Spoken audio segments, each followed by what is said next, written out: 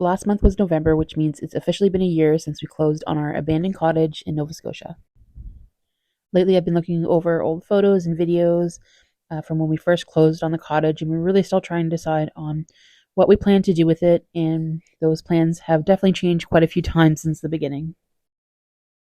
I have a few other videos on here that sort of explain what our buying process was like, and you can definitely go back and listen to those. But we spent over a year during the pandemic looking for the right place for our family. We were looking in a very specific area, and we had toured a few other places that just didn't end up being right for us. We actually had put an offer in on one that didn't end up going through. It went to a bidding war, but I think that was truly the best thing.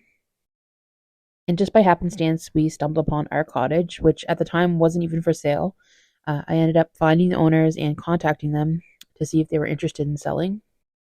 It turns out that the cottage had been left to them by their father, who had passed away, and they didn't even live in our province. So not only did they have this cottage, but they also owned two additional plots that were on the riverside, which we ended up taking as well. So the cottage and the river lots were not connected, and now that we had the cottage, now we needed to decide what we wanted to do with it.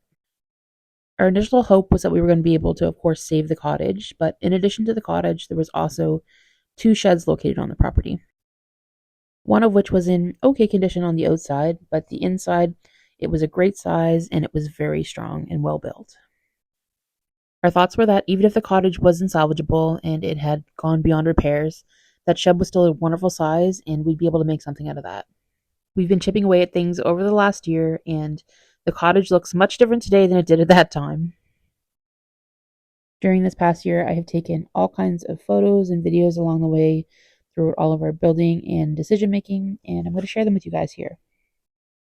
So make sure to go back and watch our previous videos to find out where we started with all of this, and I will take you along and show you how we ended up here.